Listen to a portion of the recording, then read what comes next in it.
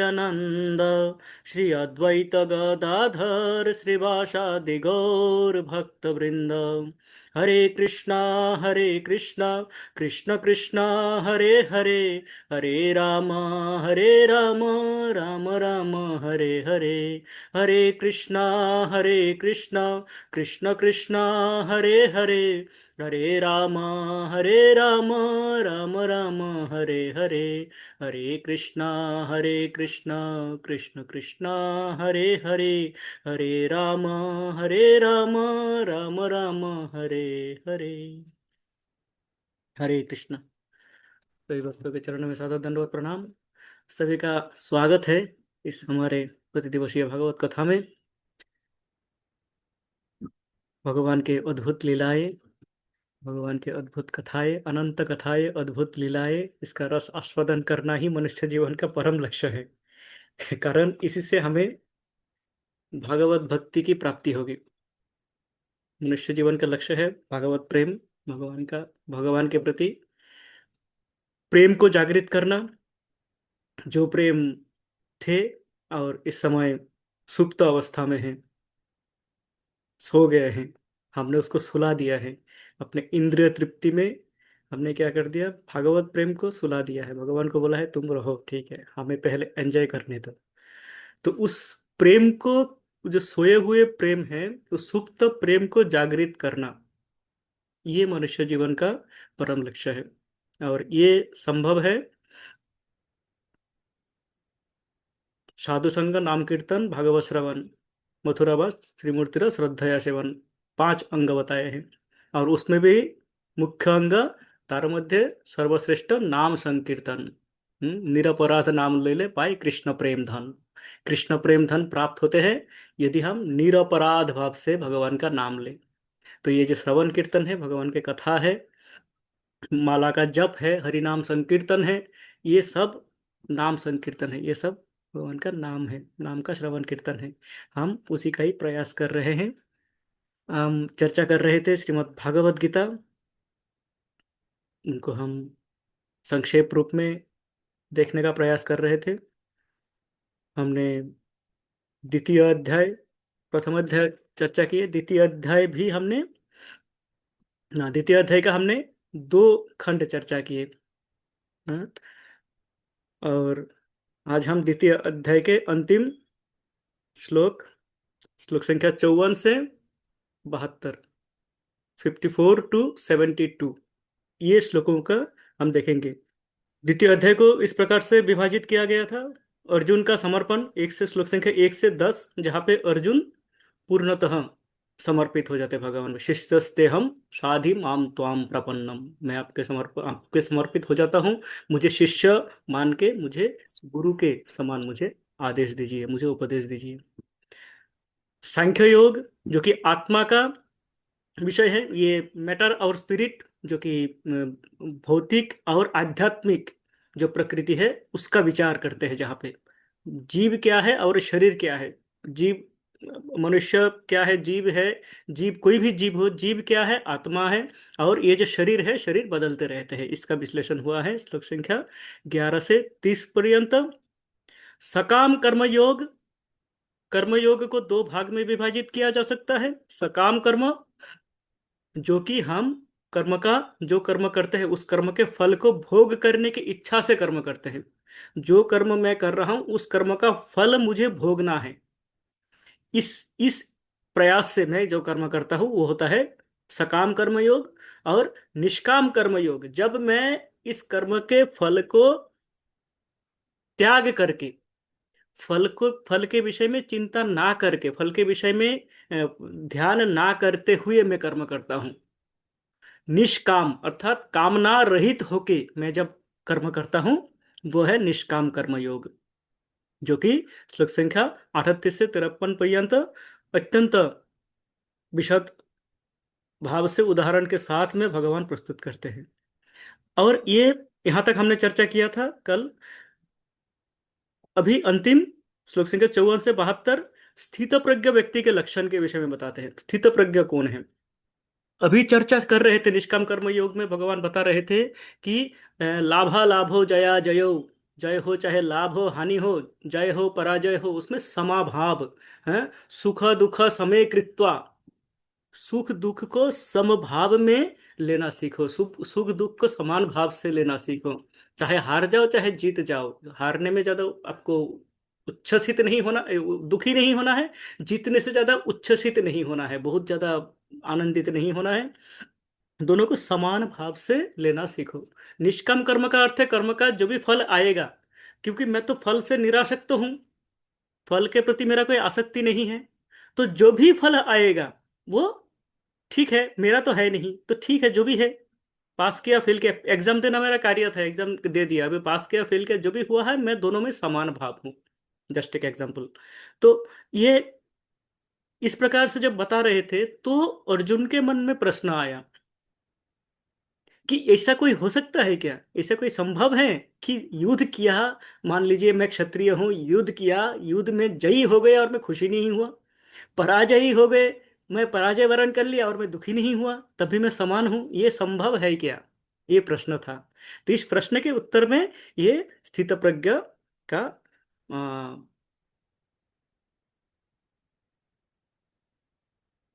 पूर्ण व्याख्या भगवान करते हैं। भगवान बताते हैं अर्जुन को कि ये संभव है, इस प्रकार होते हैं, इस प्रकार से, इस प्रकार के व्यक्ति इस जगत में हैं जो स्थितप्रज्ञ है, उनका कुछ लक्षण बताते हैं। अर्जुन का प्रश्न है, अर्जुन उवाच, श्लोक संख्या 54। स्थितप्रज्ञस्य का भाषा समाधिस्तस्य केशव, स्थितधि किम प्रभाषेत किमासीत व्रजेत किम। अर्जुन पूछते हैं स्थित प्रज्ञ, स्थित प्रज्ञ शब्द का अर्थ क्या है? स्थित अर्थात जो स्थिर है, प्रज्ञ अर्थात बुद्धि, जिनका बुद्धि स्थिर है, एक जगह पे केंद्रित है, जो इधर उधर भागते रहते नहीं है, वो है स्थित प्रज्ञ। ज्ञान के द्वारा जो स्थिर है बुद्धि, जिनका बुद्धि ज्ञान के द्वारा स्थिर है, प्रज्ञा अर्थात ज्ञान है उनमें, वो जानता है, वो जानता है ये आत्मा है, ये शरीर है, शरीर मरता है, आत्मा मरता नहीं है, तो वो विचलित नहीं होते हैं। इस प्रकार वो जानता है ये भगवान है, ये जीव है। उस प्रकार वो जानता है ये प्रकृति है, जो कि भौतिक प्रकृति काल है, विनाशी है। जो जानते हैं कि ये तीन गुण है, तीन गुणों के द्वारा हम कार्य करते हैं, हमें तीन गुणों से ऊपर जाना है। इस प्रकार के ज्ञान उनके पास है, जिन ज्ञान को व्यवहार करके वो क्या करते हैं, स्वयं को धीर स्थिर रखते हैं, धीर रखते हैं, व्याकुल नहीं होते हैं किसी भी अवस्था में, परिस्थिति में। तो वो पूछते हैं कि ये स्थितप्रज्ञ का भाषा, इस स्थितप्रज्ञ का परिभाषा क्या है, उनका साधारण लक्षण क्या है? क्या देखने से पता चलेगा कि ये व्यक्ति स्थितप्रज्ञ है?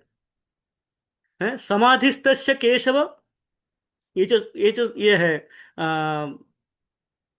स्थितप्रज्ञ व्यक्ति जो समाधि में रहते हैं, जो समाधि अर्थात जिनका बुद्धि स्थिर रहते हैं, उनका क्या परिभाषा है, क्या लक्षण है? स्थितधि किम प्रभाषेत, वह किस प्रकार से बातें करते हैं, किम प्रभाषेत किस प्रकार से बातें करते हैं वो स्थितधि, स्थितधि व्यक्ति अथवा स्थितप्रज्ञ व्यक्ति, वो किस प्रकार से बातें करता है, अथवा किस प्रकार से वो प्रत्युत्तर करता है, किसी भी अवस्था का रेस्पॉन्ड कैसे करते हैं, प्रतिक्रिया कैसे करते हैं। कुछ भी हो जाए, दुख हो जाए तो क्या करते हैं, किस प्रकार से दिखता है, सुख हो जाए तो किस प्रकार से उसका एक्शंस रिएक्शंस होते हैं। हम्म? किम आसीत, किस प्रकार से वो बैठते हैं, आसीत अर्थ बैठना, तो आसीत से यहाँ पे मतलब है कि वो अपने इंद्रियों को किस प्रकार से संयम करते हैं, कंट्रोल करते हैं, नियंत्रण करते हैं। ब्रजेत किम, ब्रजेत शब्द का अर्थ है चलना, किस प्रकार से चलते हैं, अर्थात वो अपने सेंस ऑब्जेक्ट्स, जो आपके इंद्रिय विषय आते हैं। मान लीजिए मैं गुलाब जामुन मुझे खाना नहीं है, मैं डायबिटिक हूँ, गुलाब जामुन मेरा खाना माना है, सामने से कोई गुलाब जामुन लेके गया मैं क्या करता हूँ, मैं उसको क्या रोक पाता हूँ, अपनी इंद्रियों को, जिह्वा के लालसा को रोक पाता हूँ? गुलाब जामुन जा रहा है जाने तो, मेरे लिए नहीं है ये। ये मुझे नहीं पाना है, यद्यपि ये प्रसाद है पर मुझे नहीं पाना है, डॉक्टर ने मना किया है। तो ये जो प्रज्ञा है उसको मैं बुद्धि का व्यवहार करके अपने को रोक पाता हूं या नहीं रोक पाता हूं। तो स्थित स्थित प्रज्ञ का क्या लक्षण है, क्या वो उस अवस्था में क्या करते हैं, कैसे अपनी इंद्रियों को संयम करते हैं, नियंत्रण करते हैं। ये चार प्रश्न पूछते हैं कि का भाषा, किम प्रभाषेत, किम आसीत, ब्रजेत किम। ये चार, हाँ, कि वो किस प्रकार से, उसका साधारण लक्षण क्या है, उसके वो अपने जो किसी भी अवस्था का उसका रेस्पॉन्स कैसा होता है, प्रत्युत्तर कैसा होता है, प्रतिक्रिया कैसा होता है, अ, वो अपने इंद्रियों को किस प्रकार संयमित करते हैं, और इंद्रिय विषय, संयमित इंद्रिय है पर इंद्रिय विषय आ गए, हम्म, उस समय वो किस प्रकार से प्रतिक्रिया करते हैं, क्या करते हैं वो। ये चार प्रश्न अर्जुन के हैं, जो अभी इसके उस प्रत्युत्तर में पूर्ण स्थितधि व्यक्ति अथवा स्थित प्रज्ञ व्यक्ति का विश्लेषण भगवान करेंगे। श्री भगवान उवाच प्रजहाति यदा कामान् सर्वान् पार्थ मनोगतान् आत्मन्येवात्मना तुष्ट स्थित प्रज्ञस्तदुच्यते। भगवान कहते हैं प्रजहाति यदा कामान। प्रजहाति शब्द का अर्थ है त्याग करना, टू गिव अप, त्याग कर देना उसको। यदा कामान प्रजहाति, जितने भी काम हैं, कामनाएं हैं, डिजायर्स है, कामनाएं हैं, जितना ये चाहिए ये चाहिए, इस चाहिए चाहिए इस काम वासनाओं को जब त्याग कर सकते हैं, त्याग कर देते हैं, सर्वान पार्थ, हे पार्थ, समस्त काम वासनाओं को जब त्याग कर देते हैं, मनोगतान, मन में आए हुए, मन में जो आते रहते हैं, लड्डू फूलते रहते हैं, ये चाहिए, हाँ, अभी मुझे ये मॉडल का गाड़ी आई है नई नई मार्केट में, ये चाहिए, ये नया मोबाइल का मॉडल आया है, ये चाहिए, हैं,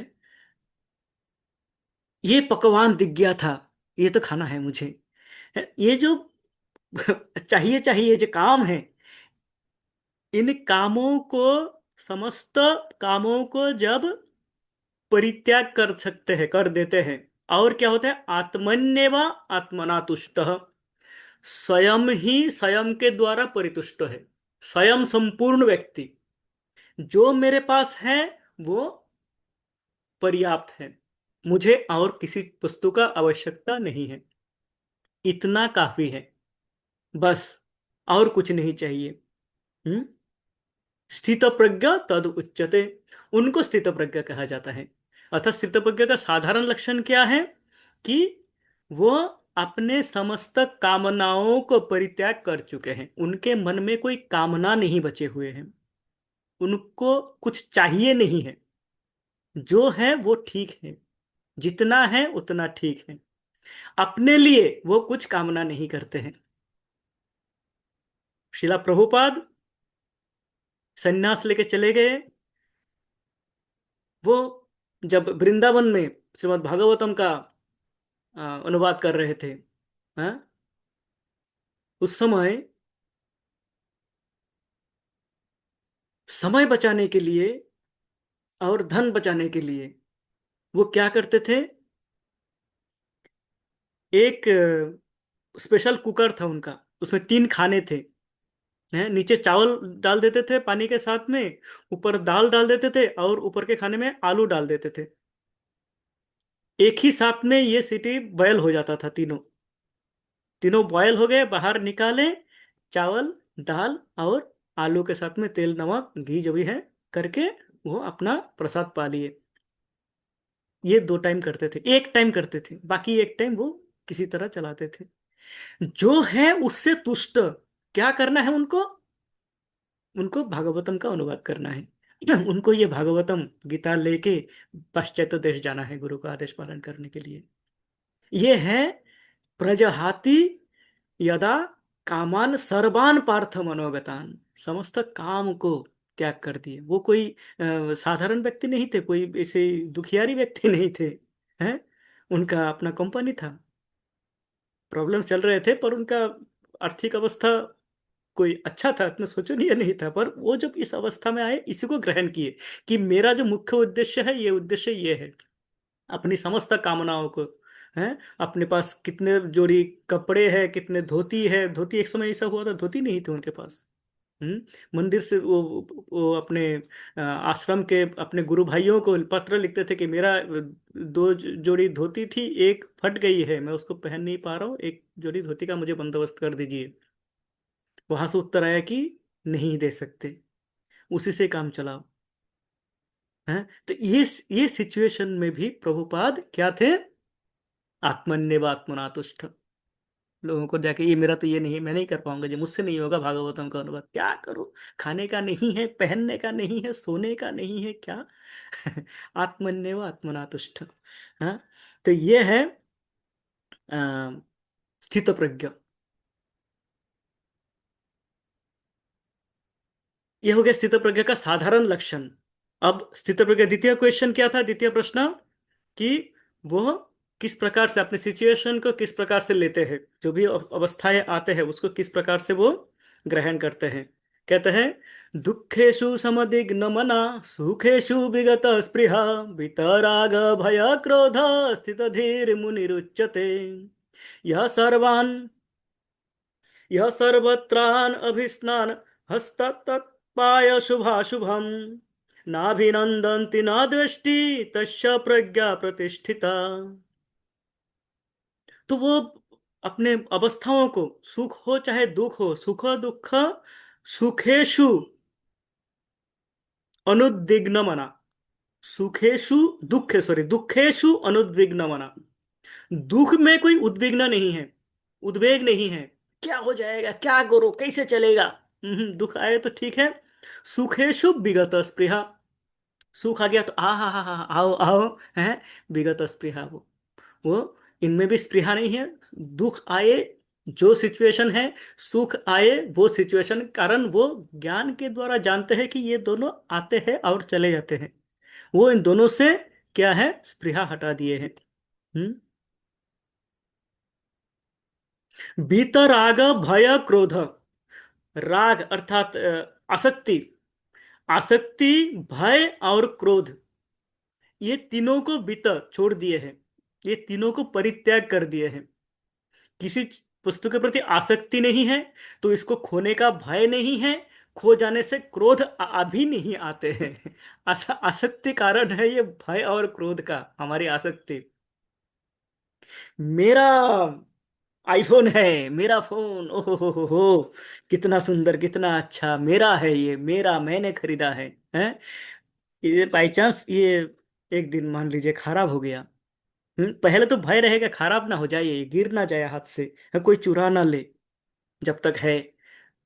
किसी दिन बाई चांस हाथ से गिर गया और टूट गया, तो ये क्या हो गया है, मेरे साथ ऐसा क्यों होता है, भगवान एक ही तो थी मेरे पास क्यों।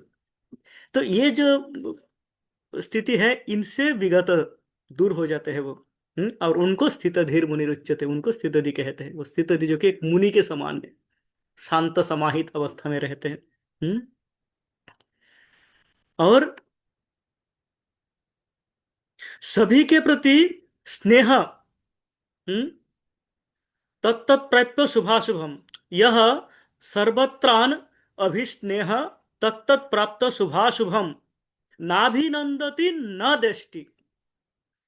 सबके प्रति स्नेह है, सबके प्रति प्रेम है, शुभाशुभ को, शुभ चाहे हो चाहे अशुभ हो, दोनों को एक ही अ, प्रकार से वो ग्रहण करते हैं।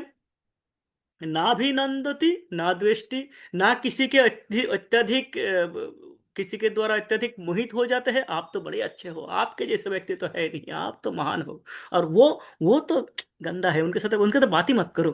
ये हमारा साधारण अवस्था है कि हम किसी के प्रति अत्यधिक प्रेम है, किसी के प्रति द्वेष है, इसको तो मुझे शक्ल नहीं देखना है। स्थितधि वो है जो ना भी नंदती, ना किसी का अत्यंत प्रशंसा करते हैं, और ना द्वेष्टि, ना किसी के द्वेष करते हैं। हम्म तस्य प्रज्ञा प्रतिष्ठित, वो है स्थित प्रज्ञ व्यक्ति। तो ये कुछ लक्षण बताए कि उनका सिचुएशन क्या है, वो शुभ आए चाहे अशुभ आए, दुख आए चाहे सुख आए, ये समभाव में स्वीकार करते हैं। इनका जो आसक्ति, लोभ, भय, क्रोध, ये सब जो रिपु है, इन रिपुओं को जय कर चुके हैं, ये इन रिपुओं से ऊपर आ चुके हैं ये। हम्म वो है जो सबके प्रति प्रेम है, सबके प्रति जिनका प्रेम है, वो है स्थितधि।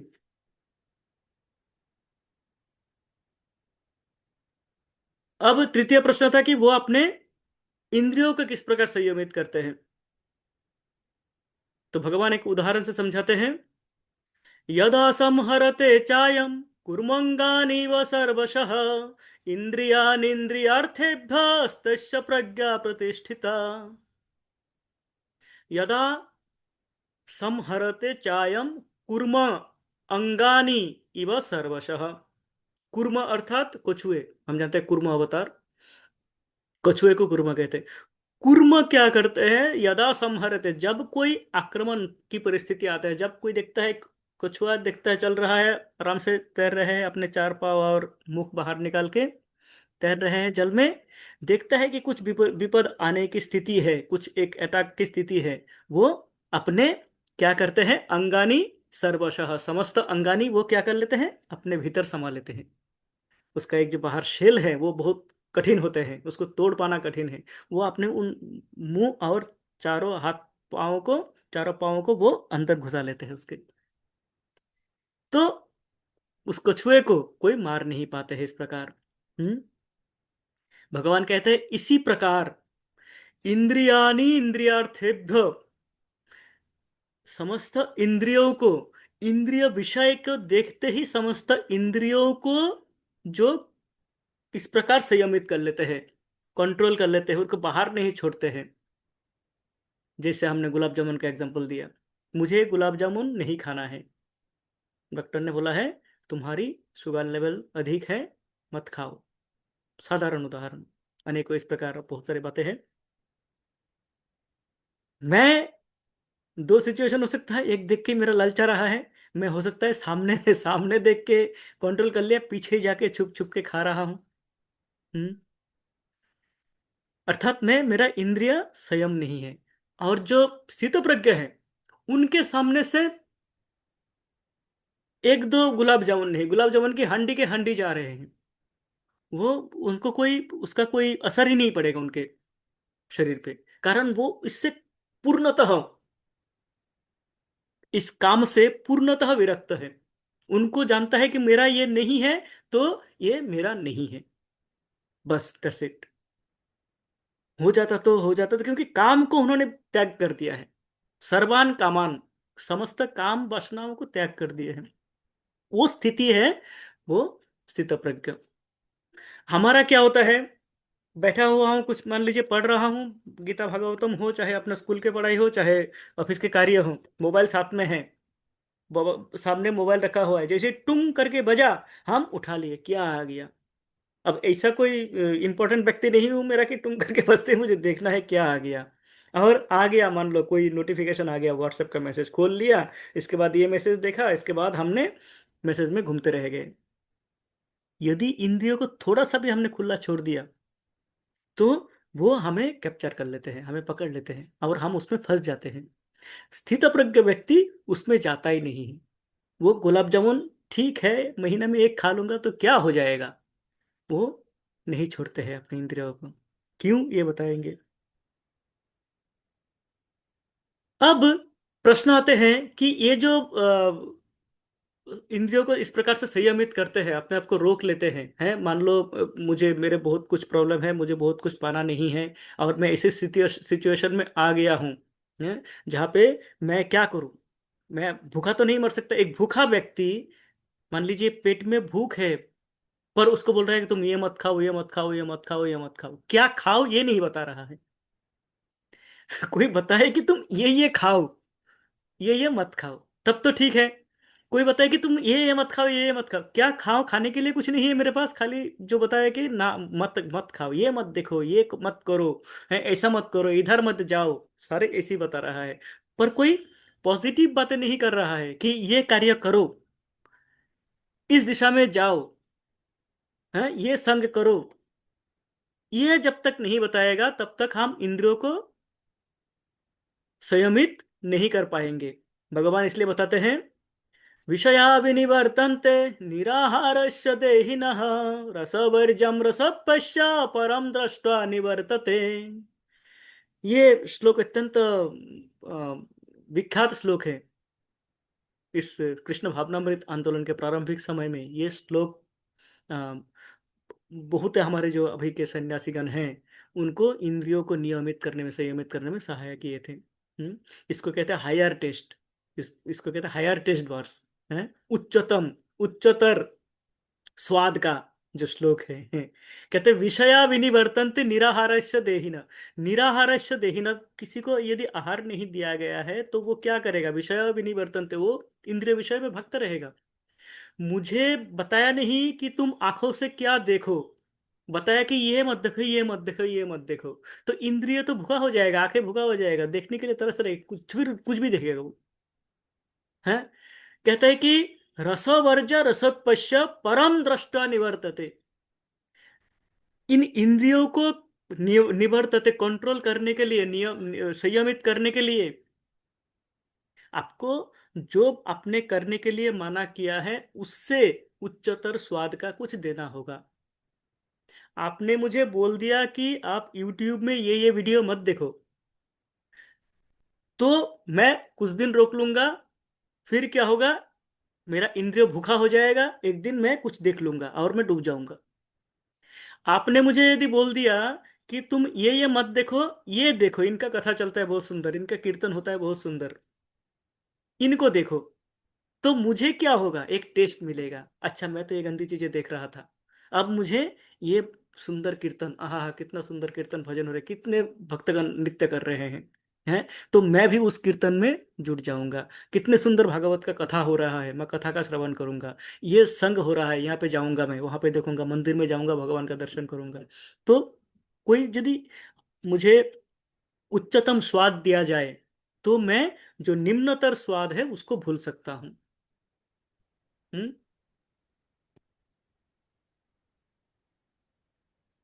मान लीजिए एक प्रकार से मैं खिचड़ी बनाता हूँ, मुझे इसी प्रकार से खिचड़ी बनाना आता है, मैं उसी से बनाता हूँ। हैं? अब सौभाग्यवश किसी मंदिर में गए, देखा कि जो रसोई है वो खिचड़ी बनाया उस दिन, और खिचड़ी टेस्ट किया, बहुत ही स्वादिष्ट। मैं क्या करूंगा तत्क्षणात? मैं उनसे बोलूंगा ये खिचड़ी कैसे बनाया आपने, क्योंकि ये हायर टेस्ट है। मैं जो बना रहा था वो तो एक था, साधारण था, ये तो बड़ी स्वाद है। मैं उनसे ये सीखूंगा, सीख के मैं उस पर ध्यान लगाऊंगा। अभी मेरा जो था उसको भूल जाऊंगा, मैं उनमें ध्यान लगाऊंगा। अच्छा, ये बनाऊंगा, इस प्रकार से बनाया जाए तो अधिक स्वाद होता है। हम्म। ये है उच्चतर स्वाद। जो जो मेरे, मान लीजिए एक जीवन शैली थी, है, सुबह उठना, कुछ पाना, और ऑफिस भागो, और रात को आओ, फिर खाओ पियो सो जाओ, सुबह उठ के फिर। तो ये जो एक था, लेट सोना लेट जगना, ये जो अभ्यास थे हमारे, इन अभ्यास का परिवर्तन हो जाता है जब हम उच्चतर स्वाद को प्राप्त करते हैं, जब हम भगवान के आशीर्वाद का प्राप्त करते हैं। हम्म, ये है कि विषया विनिवर्तन्ते निराहारस्य देहिना रसवर्जम रसप्यस्य। हाँ?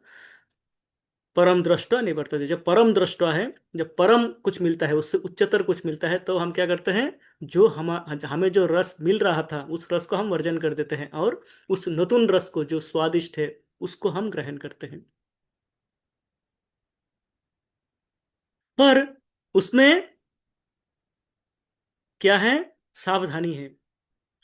यततो ह्यापि कौन्तेय पुरुषस्य विपश्चितः इंद्रियाणि प्रमाथीनि हरन्ति प्रसभं मनः। कहते यतो तो, कितना भी यतन करो हे कुंती पुत्र कौन्तेय, पुरुषस्य विपश्चित, एक एक जो सावधानी व्यक्ति, एक अत्यंत दृढ़ प्रतिज्ञ व्यक्ति, एक जो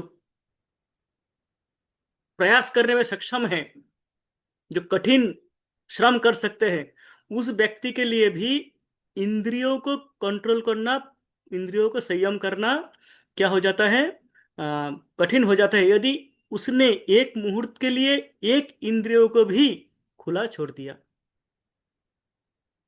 थोड़े देर के लिए भी, मान लीजिए जैसे हमने उसका उदाहरण दिया, गुलाब जामुन का।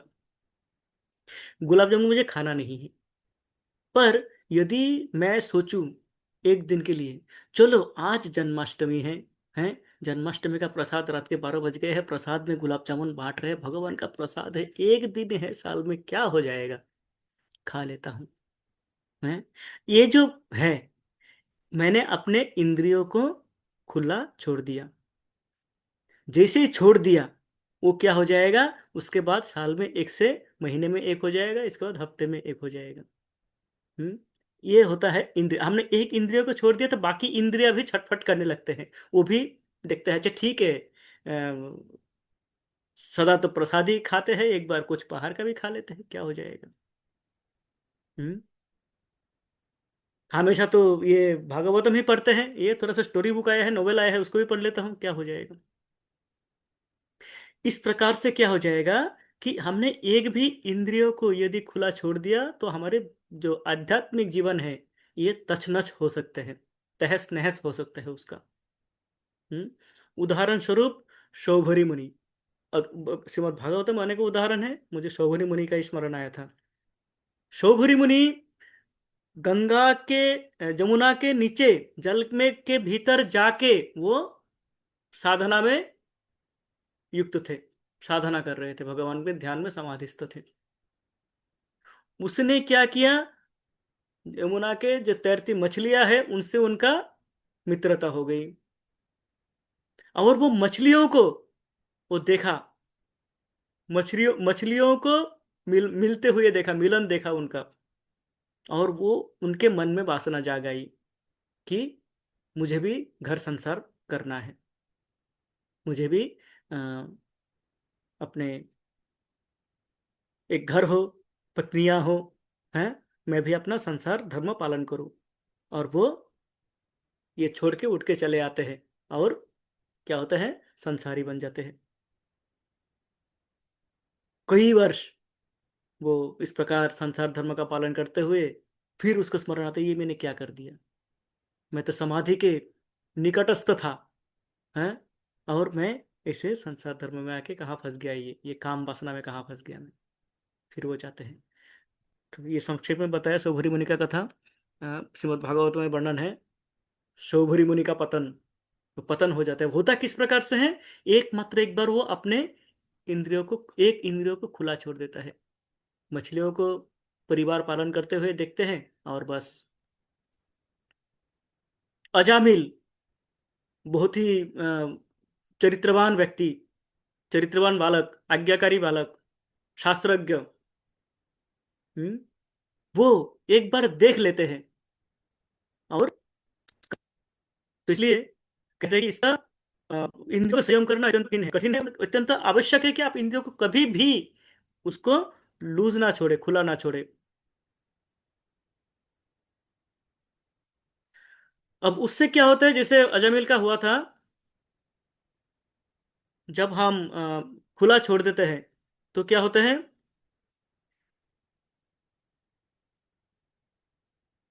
तानि सर्वाणि संयम्य युक्त आसीत मत्परः, वशे हि यस्य इंद्रियाणि तस्य प्रज्ञा प्रतिष्ठितः। अब ये भगवान सावधान दे दिया कि इंद्रियों को कंट्रोल करना कठिन होगा यदि आपने कभी भी एक मुहूर्त के लिए भी उनको खुला छोड़ दिया है, सदा सर्वदा बांध के रखना है। कैसे बांधे, किस प्रकार वश करे, भगवान कहते हैं तानि सर्वाणि संयम युक्त आसित मत परह। ये मत परह शब्द अत्यंत महत्वपूर्ण है।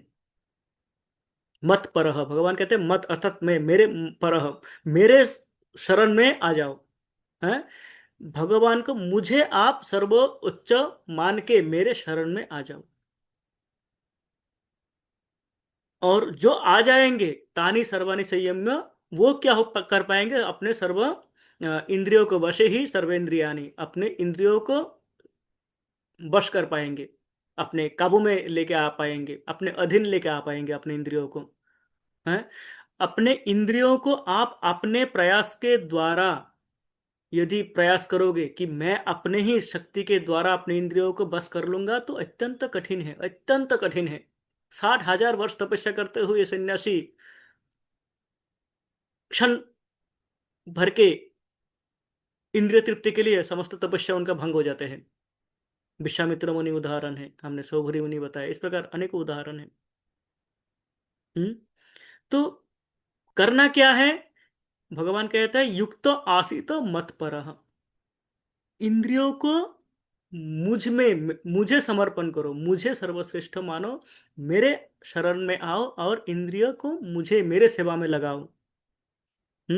आपके समस्त इंद्रिय, जब उनको एक कोई कार्य मिलेगा, मैं खाली बैठा हुआ हूं, हाँ? मान लीजिए एक बच्चा, हम भगवत कथा कर रहे हैं, एक बच्चा है, एक बच्चा क्या कर रहा है, तीन चार बच्चे खेल रहे हैं, कूद रहे हैं। अब बच्चे का खेलने कूदने का स्वभाव है। उसको हम क्या करेंगे, एक बार डांट भी देंगे तो थोड़ी देर के लिए चुप हो जाएगा, फिर थोड़ी देर बाद वो अपना स्वरूप में आ जाएंगे, फिर वो उछल कूद खेलना कूदना शुरू कर देंगे। हैं?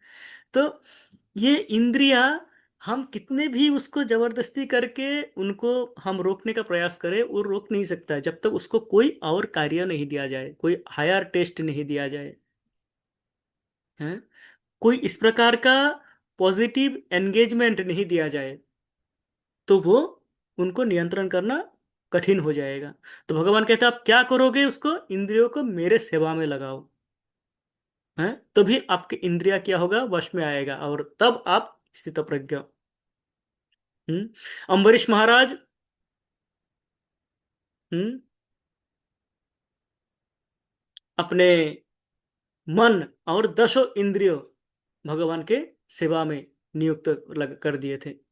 यद्यपि अम्बरीश महाराज गृहस्थ थे, राजा थे, उनके अनेकों गृहस्थ धर्म में और अपने राजधर्म में अनेक दायित्व थे, पर वो समस्त इंद्रिय भगवान को समर्पित कर दिए थे। हम्म।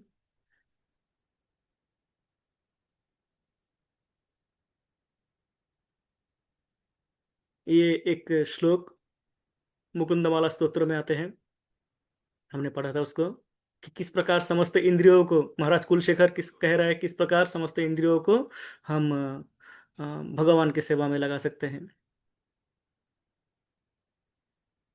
जिह्वे कीर्तया केशवं मुररिपुं, चेतो भज श्रीधरम्, पाणीन्द्रं समर्चयाच्युत कथा, श्रोत्रदय त्वं शृणु, कृष्णं लोक्यलोचनाद्वय हरेर् गच्छाङ्घ्रियुग्मालयं, जिघ्रघ्राणं मुकुन्द पदतुलसीं, मूर्धान् मधोक्षजम्,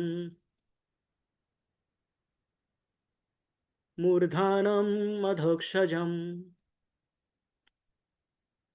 जिह्वे कीर्तय केशवम, जिह्वा से भगवान का कीर्तन करना है।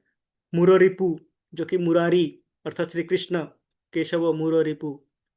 चेतो भज श्रीधरम, हे चेतना, अपने चेतना से, अपने मन से क्या करना है, श्रीधरम, भगवान का ही क्या करना है, भजन करना है?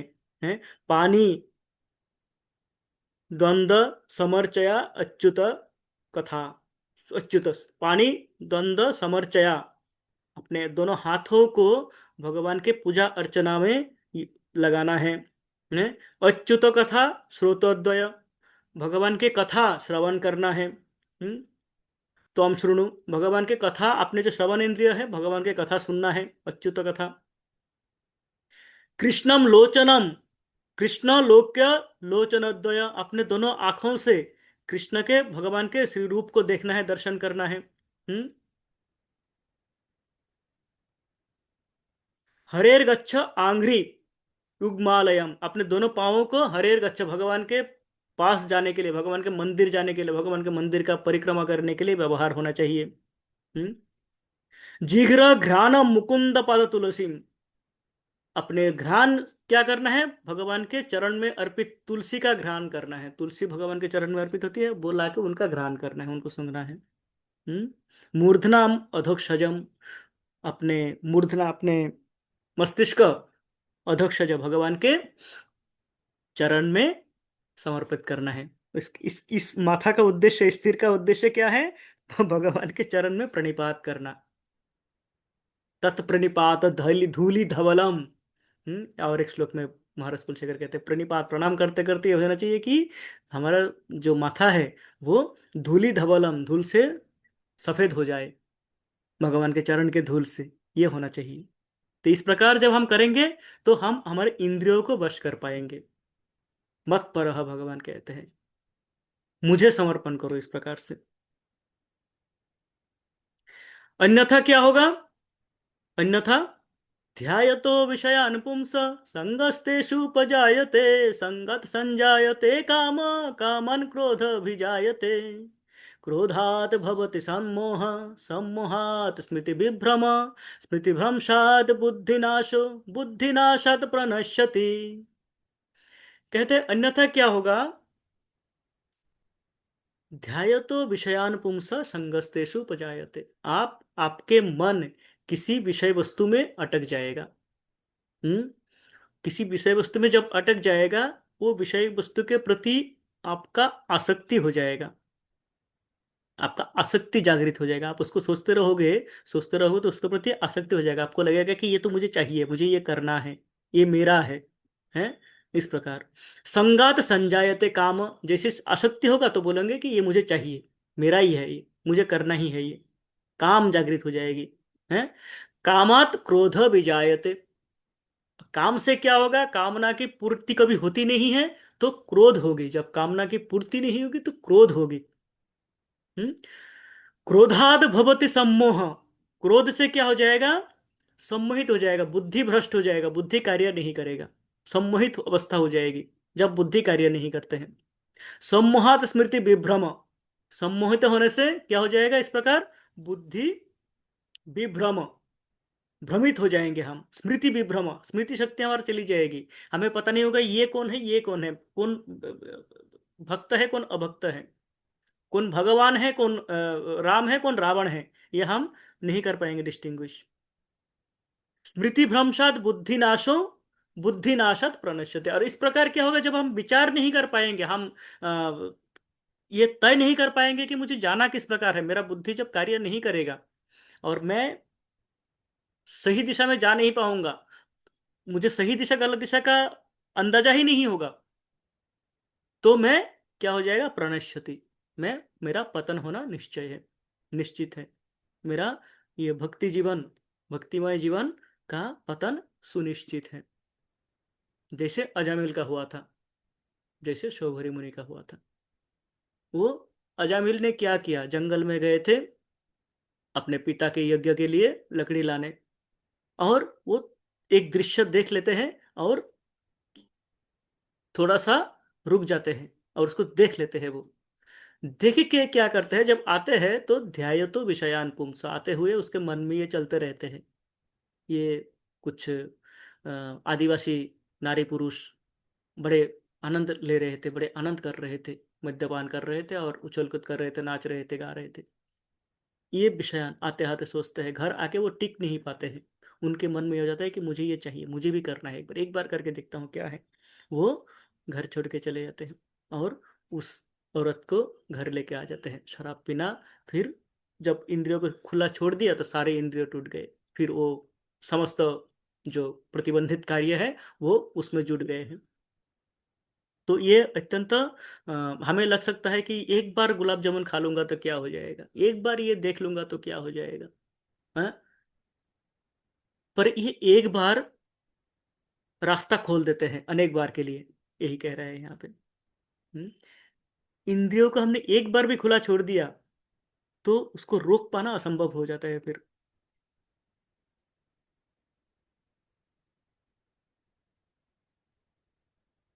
इंद्रियाणाम हि चरताम यन्मनो अनुविधीयते, तदस्य हरति प्रज्ञा वायुर्निवाम्भिसंहति, वायुर्निवा अंभसी।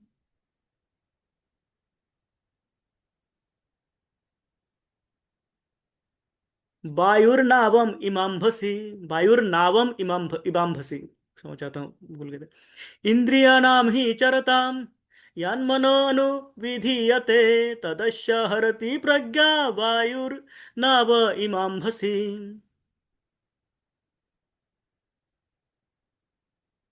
जब नदी में नाव, वायुर नाव, नाव अर्थात नाव, बोट, नाव होता है नाव, वायु होता है हवा, अंभसी अर्थात जल। जल में जब ये नाव चल रहा हो, नाव में ये होता है, आप पुराने इसमें जो नाव होते थे, नाव में पर्दा होता था, उसको क्या कहते थे, जिससे पाल होता था, पाल कहते थे बंगला में, पता नहीं क्या कहते हैं उसको, जिसमें हवा के द्वारा वो नाव चलती थी, हवा लग के हैं, बहुत बड़े पर्दे टांगे होते थे। पुराने जहाजों का हम देखेंगे छवि, उसमें भी होते हैं। तो वो हवा के तेजी से वो क्या करता था, नाव चलती थी।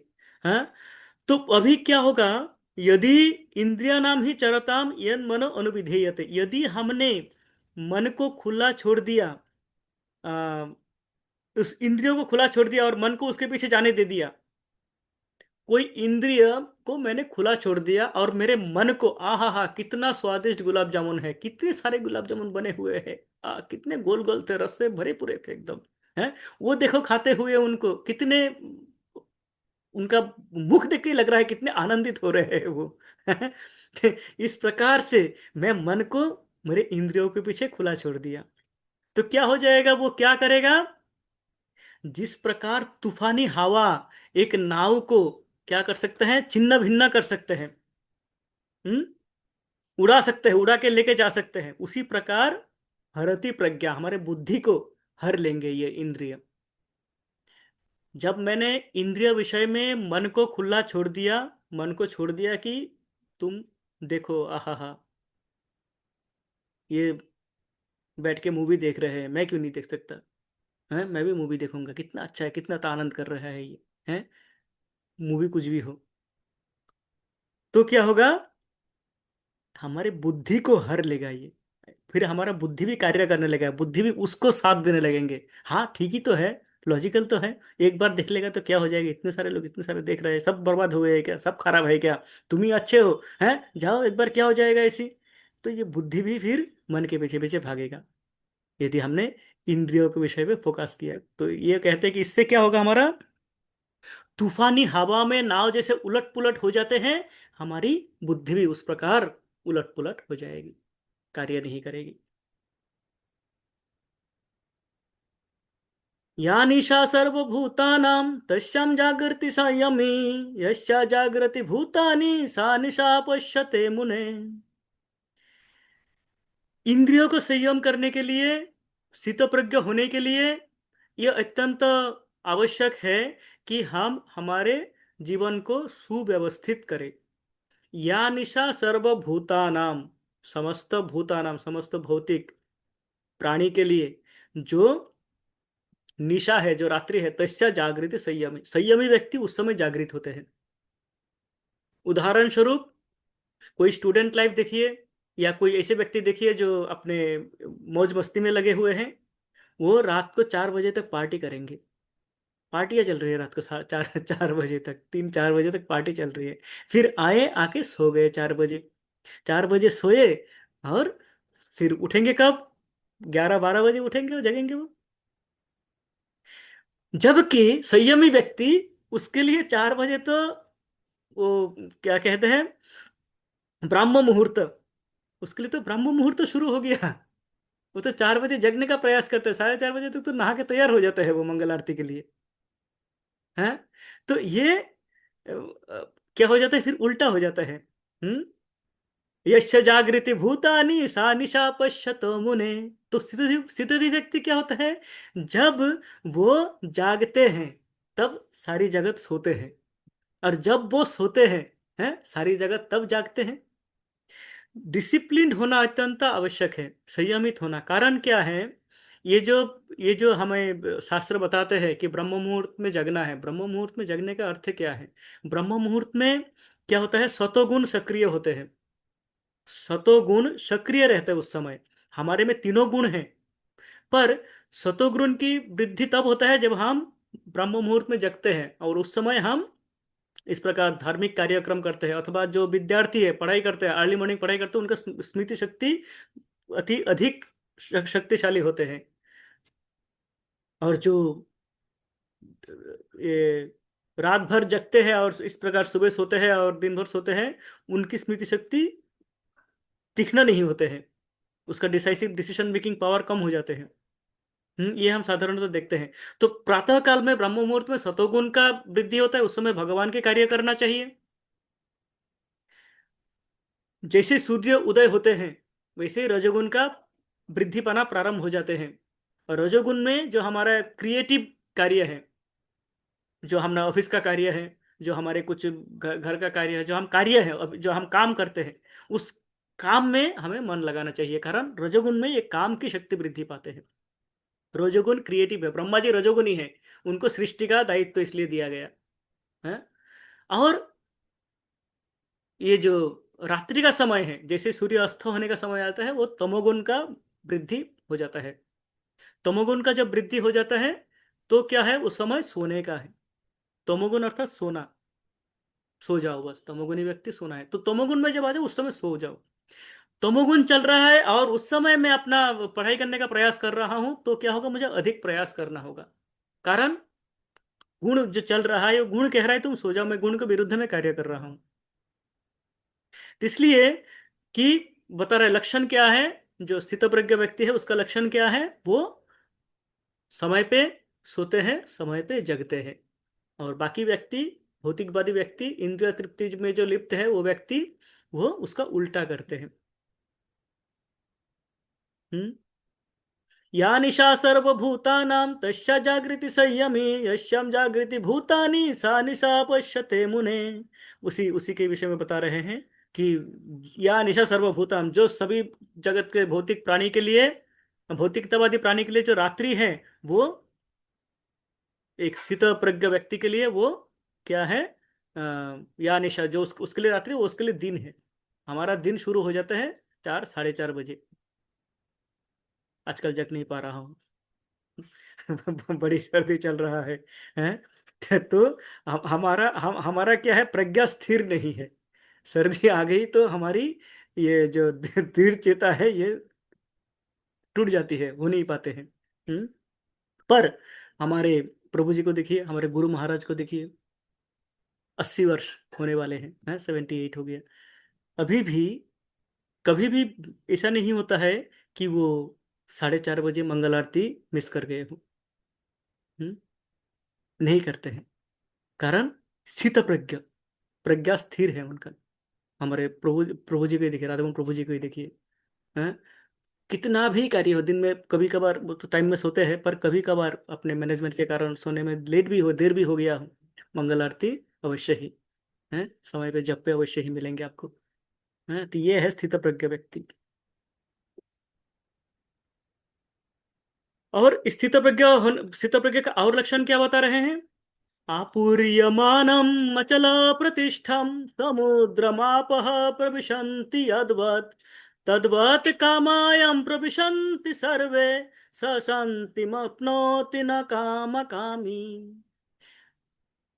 स्थित प्रज्ञ व्यक्ति शांत होते हैं, शांत रहते हैं। किस प्रकार, कारण कहते हैं कि अपूर्यमानम अचल प्रतिष्ठम समुद्रम आपह, आपह अर्थात जल, भूमि रापो अनल हम जानते हैं, आप अर्थात जल, आपह प्रविशन्ति यद्वत्, जिस प्रकार समुद्र में विभिन्न नदियों से जल जाके प्रवाहित होके समुद्र में पतित होते हैं, हम जानते हैं समस्त नदी का जल समुद्र में जाते हैं, पर समुद्र का उससे कोई फर्क नहीं पड़ता है, समुद्र में उसका कोई फर्क नहीं पड़ता है, समुद्र का स्तर उतना ही रहता है। ये नहीं कि सारे जल आ रहा है तो समुद्र का लेवल बढ़ रहा है, समुद्र उछल रहा है, नहीं। समुद्र उसी प्रकार शांत है जिस प्रकार समुद्र है, इन जल आने से उनको कोई फर्क नहीं पड़ता है। उसी प्रकार तद्वत् कामायम प्रविशन्ति सर्वे, उसी प्रकार समस्त काम वासनाओं का जो आ रहा है प्रवाहित हमारे मन में, व्यक्ति किसी भी स्थिति में हो, ये काम, तो काम वासना जो हमारे इंद्रिय विषय तो भरे हुए हैं इस भौतिक जगत में, वो तो हम देख रहे हैं, उनको देखते हुए भी वो एकदम शांत रहते हैं, उनसे वो कोई भी उनको ये काम वासनाओं के वस्तु है उनको छू नहीं पाते, स्पर्श नहीं कर पाते हैं उनके हृदय को। भले ही सामने बड़ी देसी घी में गाजर का हलवा बन रहा हो आज के दिन, पर वो संयमी व्यक्ति को कोई फर्क नहीं पड़ता है उससे। पर हम जैसे व्यक्तियों को फर्क पड़ जाता है, मुंह में पानी आ जाएंगे, हम भागेंगे, देखेंगे अच्छा बन रहा है, चलो आज तो प्रसाद में अच्छा बनेगा। है, पर स्थितप्रज्ञ वो है जिनको इससे कोई फर्क नहीं पड़ता है, और वो शांति प्राप्त कर सकते हैं। इसी यही कारण है कि वो अ, शांति प्राप्त करते हैं, शांत रहते हैं।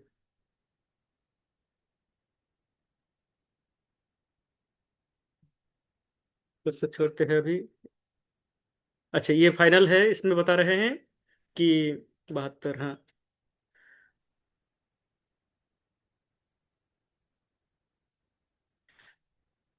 उनका गति क्या है, वो वो किस स्थिति में जाते हैं, कि इस प्रकार जो स्थित प्रज्ञ व्यक्ति होते हैं, ऐसा ब्राह्मी स्थिति पार्थम नैनम प्राप्य विमुह्यति स्थित्वा अन्य कालेपि ब्रह्म निर्वाणम रिच्छति।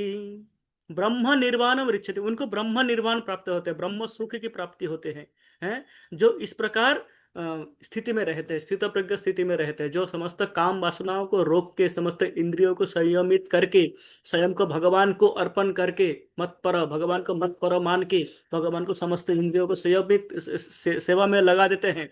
वो व्यक्ति का गति क्या है, वो जो स्थित प्रज्ञ व्यक्ति, वो क्या करते हैं, कृष्ण भावनामृत में स्थित होते हैं। वो सदा सर्वदा भगवान के भावनामृत में स्थित रहते हैं, भगवान के भावना में स्थित रहते हैं, वही कृष्ण कॉन्शियस व्यक्ति है। हम्म, वही कृष्ण भावनामृत में स्थित व्यक्ति है, ये है उनका लक्षण। तो हमने स्थित प्रज्ञ व्यक्ति का चर्चा किया, और मैं थोड़ा सा समय अधिक ले लिया, क्षमा चाहता हूँ। पर हमने ये श्लोक संख्या 54 से 72 हमने ये देखा कि स्थित प्रज्ञ का लक्षण क्या है और किस प्रकार उसको प्राप्त किया जा सकता है। हम्म समस्त सुख दुख में, समस्त अवस्था में समान रहना है, अपने इंद्रियों को संयमित करना है, इंद्रिय विषयों को में देखने से भी कभी भी उनको खुला नहीं छोड़ना है। करने का पथ क्या है, है? मत परह, भगवान को सर्वस्व मान के भगवान के लिए अपने इंद्रियों को कार्य में लगाना, जो कि हमें रसोवर्ज रसोपशम परम दृष्टा निवर्तते। ये हमें क्या देगा, हमारी जो रस थी, निम्नतर रस, उसको हम छोड़ के उच्चतर रस के पकड़ सकते हैं, और उसमें हम अपने इंद्रियों को लगा सकते हैं। इसके द्वारा हम क्या कर सकते हैं, हमारे इंद्रियों को संयमित करके स्थित प्रज्ञ स्थिति में आ सकते हैं। ये आज का विषय था। तो इस प्रकार हमने द्वितीय अध्याय को देखा। द्वितीय अध्याय में किस प्रकार इन सारे विषयों में सकाम कर्म, निष्काम कर्म, सांख्य योग जो कि आत्मा का विश्लेषण है, और ये स्थित प्रज्ञा के विषय में बताया है। तो यदि भगवान का आशीर्वाद रहा, आप सबका आशीर्वाद रहा, हम कल कर्म योग अध्याय 3 में कर्म योग देखेंगे। कर्म योग में भगवान और विस्तृत कर्म, ये जो कर्म के विषय में बताया है यहाँ पे थोड़ा बहुत, कर्मयोग में और विस्तृत बताएंगे, हैं कि कर्मयोग में करना क्या है, क्या क्या एक्टिविटीज है, डिटेल्स में बताएंगे उसका, उसके विषय में चर्चा करेंगे। तब तक के लिए आज हम यहीं पर समाप्त करते हैं। आप सभी को असंख्य धन्यवाद। कृपया इसी प्रकार आशीर्वाद बनाए रखें। वांछा कल्पतरुभ्यश्च कृपा सिंधुभ्य एव च पतितानां पावनेभ्यो वैष्णवेभ्यो नमो नमः। शीला प्रभुपाद की जय, समस्त भक्त वृंद की जय। गौर प्रेमानंदे हरि हरि बोल। हरि हरि। आज यहीं पे हम रखते हैं। जय हो, जय सूर्य की जय।